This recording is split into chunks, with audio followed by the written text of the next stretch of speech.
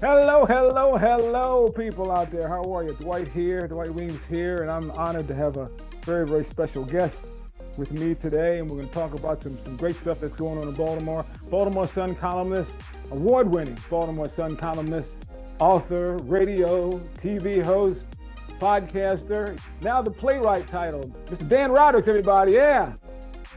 Thank you, Dwight. I'm the studio audience, so all you're going to hear is one clap. Thank you. So Dan, tell us about, you can see the play, the thing here, folks. He's a playwright now, and this is one of his plays that's coming up here shortly. Dan, tell him about it. This is a revival of a play we did last December. Dwight was in the cast.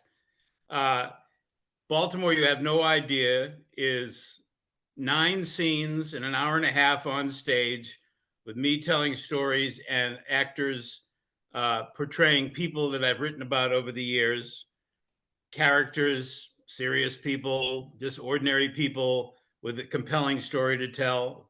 Some stories are funny, some are quite hard and tragic, but it runs the gamut because it reflects the columns I've written over the last 40 some years. I was going to say that I've read somewhere that your column was one of the longest running columns in the nation. So with that, what gave you the drive to do this play? In the back of my mind, I always thought the best distillation of my skills, writing skills, storytelling, just knowledge from over the years, people and the dynamics of life, that I could probably write a play. That'd probably be the best way to distill my skills, my ear for dialogue. I'm kind of a mimic. I listen to how people talk all the time. I'm fascinated by accents, especially the Baltimore accent.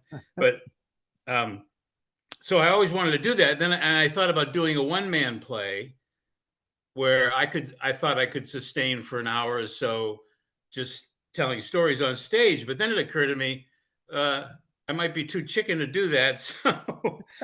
So why not have actors, men and women, portray people that I'm talking about, rather than me just talking about them, have them appear on stage and sort of reenact some of the scenes of when I interview them, or when they have a moment to reflect on their life, the problems that they had, or and you're the character that Dwight plays in the play, Harry Calloway, is a perfect example of that. He's one of the most interesting men I met back in 2005 or so. He was recovering drug addict who wanted to find a job and live a straight life after prison. And so I wrote about his struggles to do that. And so rather than me just telling people about Harry Calloway, I had Dwight Weems play him. And also in the same scene is a cop who knew Harry and a coach who was a mentor to Harry. And so it's like one of my columns come alive on the stage. That was the idea. And a full disclosure, like Dan said, I'm in the play. I have a small but tiny part in the play. But you have a very nice, powerful part in that play. You do. But I tell you what's amazing. So much. I've never. This is my first acting. Although I have to go back to 1970 when I was in Bye Bye Birdie in the chorus. But other than that, this is my first time, and you were kind enough to ask me to do it. And I was too stupid to say no. So as a result, I came into this. What I found is so cool is that being backstage and you wrote this wonderful dialogue between all these people. And like you said, some of it is funny and some of it is touching. But the first time when we heard people laugh for real to your writing that you did, when the audience were laughing, how did that feel to you? That was amazing. I didn't expect that. But it gave me, as soon as I was on stage and I heard the people laughing at my opening line, and it gave me confidence that we were going to be okay.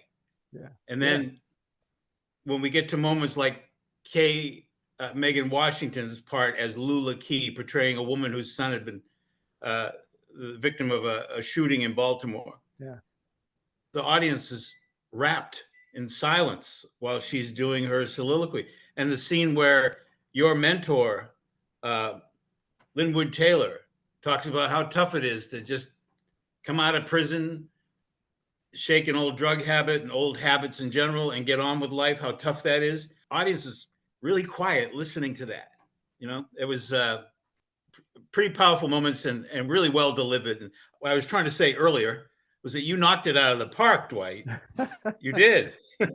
Kay Megan did her role, and Kevin Richardson did. Everybody just we have a small group. It's billed as a one-man play with a cast of 7. Great supporting cast. Now, has writing always come easy to you? No, sir. Come on now. I mean, they gave me a column when I was 24 years old. Oh. And that's young to be a columnist because nobody cares what you have to say when you're 24. At least I didn't think so. So I just started, that's when I learned to tell stories, write about people, reflect real life, slices of life in Baltimore. And as the years went by, I built up confidence to more express my opinion. But most of the time, I just wanted to tell good stories, right? Yeah. That's how I started off. But it wasn't easy. It's like when you write a song, you've written songs. Yeah.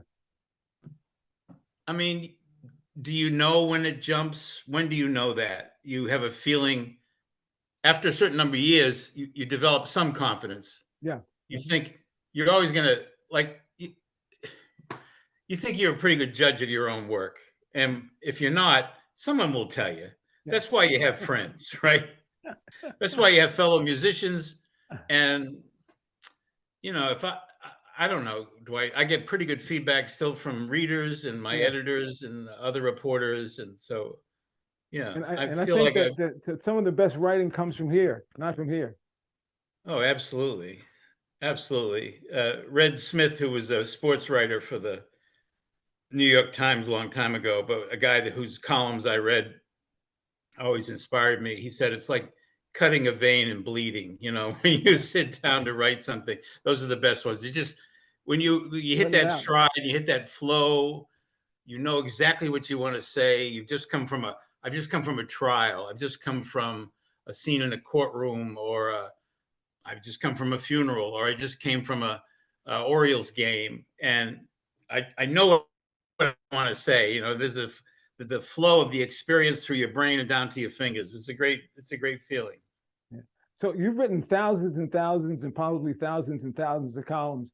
How did you pick the stories that you put into the Baltimore You Have No Idea play? Yeah, that's a good question. I have to look back and think what I was trying to accomplish there. And since the play, I've thought of 10 or 20 other stories I could have told. Really, I could have really interchange, change the parts of this play easily, and refresh it. Baltimore, You Have No Idea 2, but it would be 9 separate stories. So how did I get to that? I was trying to do like a memoir on.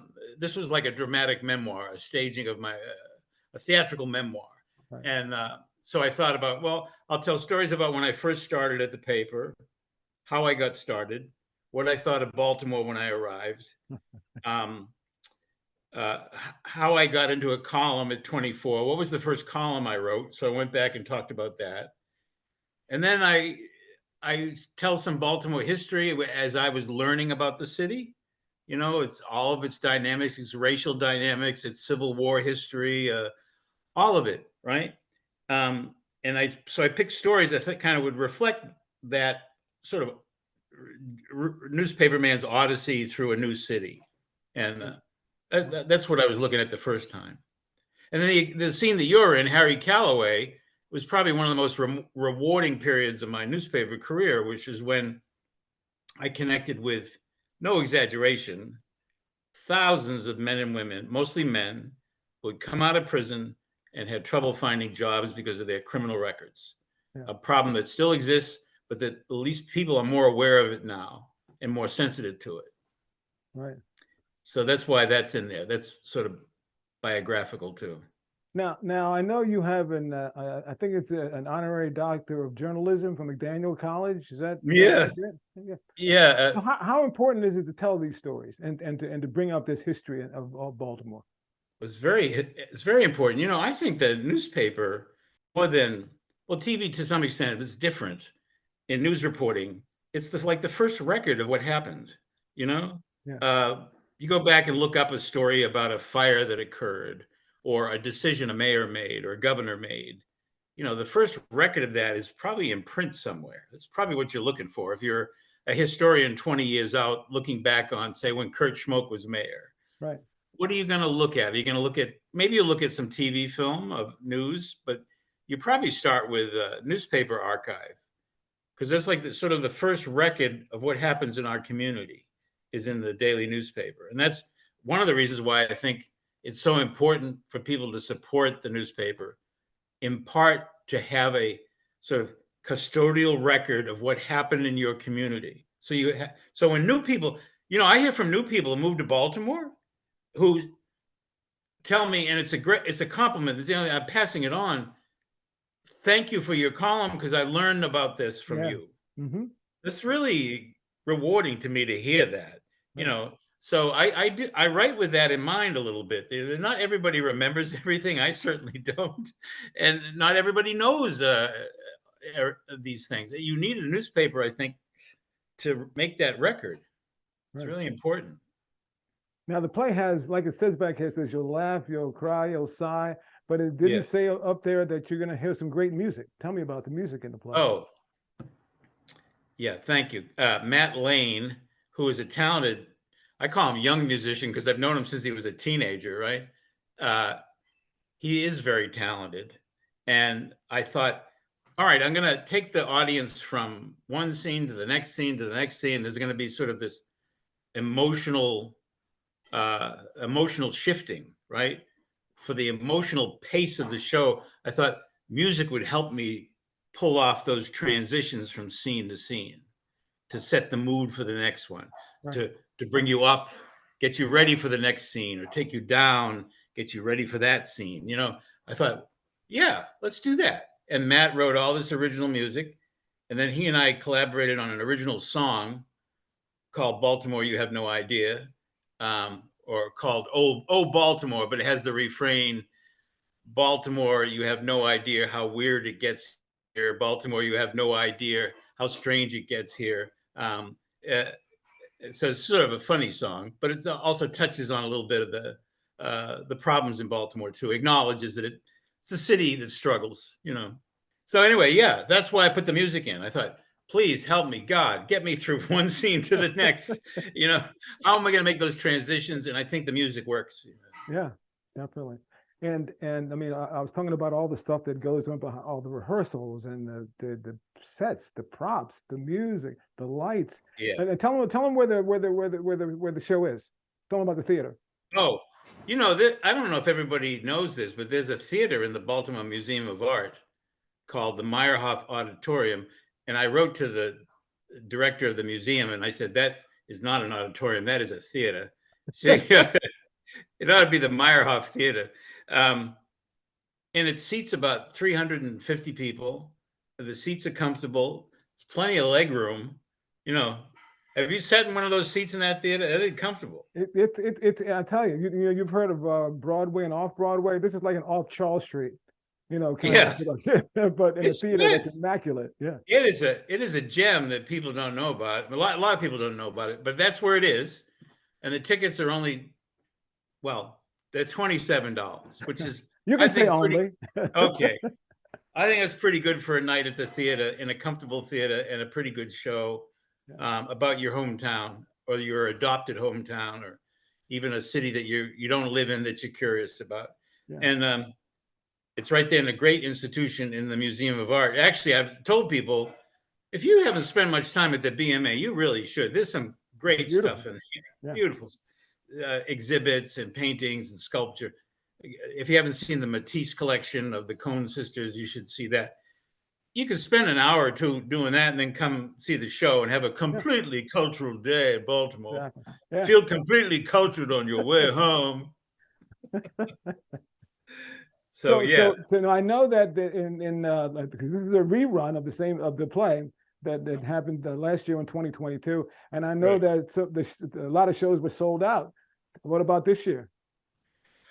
Well, we decided to, instead of doing a run of only 3 shows, which we did last year, people said, why did you only do 3 shows? I said, well, I didn't have a sugar daddy. I had to put up my money, my own money to produce the thing. So But this year I thought, well, let's try doing 6 shows, give people more choices. And so far we've sold out 3 of the 6. It's we're at the getting well, we're sort of mid-November. It's pretty good. There's still time to buy tickets, and we have tickets for the 14th, 15th, and 16th of December. Yeah, so that's going pretty well. And then we have another show in February. You did get the memo about that, right? I did hear that. I did hear that. Now for this one, and also for the information on the other one, where do they go to get tickets? Oh, thank you very much. That's very important. So we have a website, youhavenoidea.org. Youhavenoidea.org gets you to the website for this play and the one we're doing in February called Baltimore Docket. And you can order tickets right online. You actually don't get a physical ticket, but you get a confirmation email that tells us that you bought tickets, and your name goes on the guest list. So when you show up that night, your name will be on a guest list, and we just check you off. It's general admission. Like I say, there isn't a bad seat in the house either. No. I think anywhere you sit in there, you're going to be able to hear well and see well. It was great. And I remember when we did the first night we did the show, we got a standing ovation. And I'm telling people this year we're going to add chairs. So we'll see.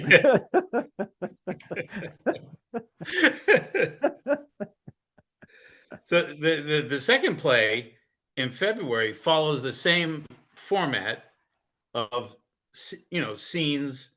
This one will have 7 scenes, all in a courtroom, all different cases that appear before different judges. They're again based on trials that I covered or moments in trials that I witnessed, and again, comic, tragic, serious. You'll learn a little bit about how the courts work, and I think you'll get some pretty good insight into how the criminal justice system works from Baltimore Docket. Yeah. And you play a judge. Dwight has a scene where he plays a judge. I'm getting fitted for a robe, so. Yeah.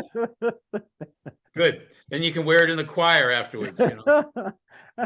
Actually, it's velour, but I don't think it'll. It's velour. Oh, velour one, huh? Nice.